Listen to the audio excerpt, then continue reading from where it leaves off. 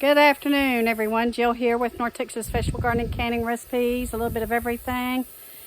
That was my husband this morning at about bright and early as the sun was coming up, probably around 7:30, tilling up a fire break. And it just almost takes your breath away. This heat does.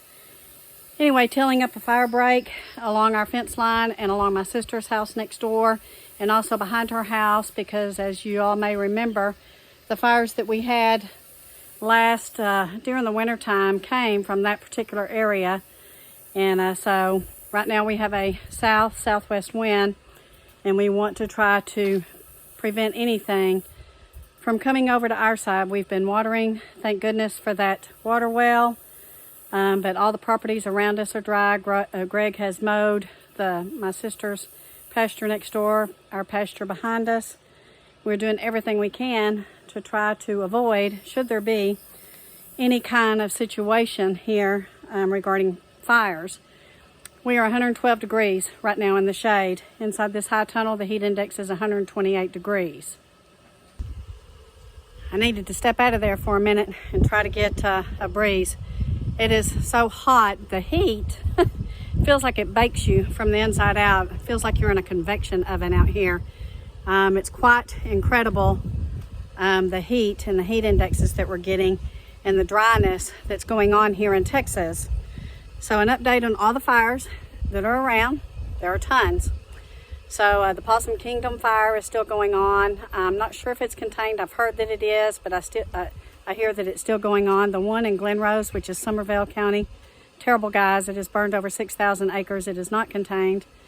And it is just really moving through very quickly, and it seems to be just consuming more and more acreage. The firemen out there are suffering from heat exhaustion. They have medical doctors on staff. People are donating Gatorade and water like crazy. They've gone out and saved a bunch of pets, a bunch of livestock, and they've taken them to different areas. That's one good thing about here in Texas. People have also volunteered to take their horse trailers to go out and get livestock off these lands if it looks like there's going to be a fire threat. So we have the one at Possum Kingdom Lake. We have the one in Glen Rose. There's one in White Settlement. We had one in Venus, Texas last night. The one in Glen Rose was headed toward Hood County, but I think that they canceled the evacuation on that. There's one in a little south of Wichita Falls in a place called Jolly, Texas. There was one in Bridgeport yesterday. I think those are still going on. And I believe there's some south of us. You can see my tomato plants in this high tunnel. They're pretty shriveled up. How they're even looking as good as they do, I don't know, other than this plastic has a UV coating on it that protects it from UV, and I think that that's the only reason. And you can see behind me here, we still have cucumbers, we have cantaloupes coming up. The cucumbers, you can see, are starting to look a little weathered and a little weary. We have some squash and zucchini. The squash and zucchini seem to be prospering in this heat. So we still do have things growing. Every day between 3 p.m. and 8 p.m., sometimes 3 p.m. to 6 p.m., our electric provider, or ERCOT, the regulatory, whoever they are, sends out a notification to please back off on your power usage. Don't use stoves, dishwashers, washers, dryers, pool pumps. Turn off anything that is not needed. So basically we've been running one window unit AC in our house up until around 2 or 3, and guys, then we can't do it. We have to turn on the others. Not others. We switch off the one in the living room and go to the one in the dining room and one in the bedroom, and our house still doesn't even begin to get cooled off until well after 10 p.m. at night. So we are constantly threatened that they're going to turn off the AC, which would be dangerous. It would be deadly. It would be detrimental. It would be hazardous. And honestly, I'm really sick of it. I'm really, really sick of it. So that's where we're at right now in Texas. I spend my extra time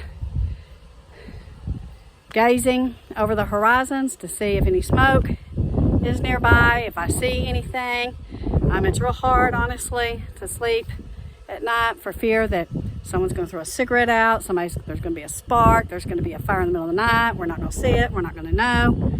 Just all kinds of things, guys. But it is a extremely hazardous, dangerous condition still here in Texas. Now, I know you guys have been praying for rain for us. Keep praying. We do have a slim chance starting tonight, praying that the Lord just shoots that right on through and gives us some good rain.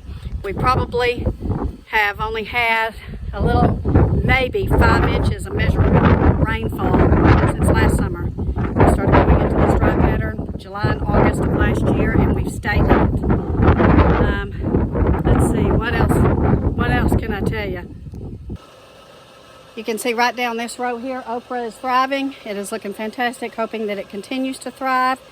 And I guess the best news, the bestest news and the greatest news is that the Lord has protected us, and then we have that water well to where we're able to keep our property watered and be a little bit more prepared than some of our neighbors. Bless their hearts. I mean, their poor yards and their properties and their pastures are bone dry. So keep praying for us. Keep praying for us. Keep watching what's going on in the news. And we are praying for a break. We are praying for a break. This is really a bad year, guys. It's a bad year for ranchers and for farmers. The ranchers are having to sell their cattle left and right. Out here at the auctions, you see miles and miles of trailers of the ranchers trying to get rid of their livestock because they can't feed them, they can't water them. It's just really a bad situation. So God bless you guys. Keep praying for us. We love you all, and we will keep you updated.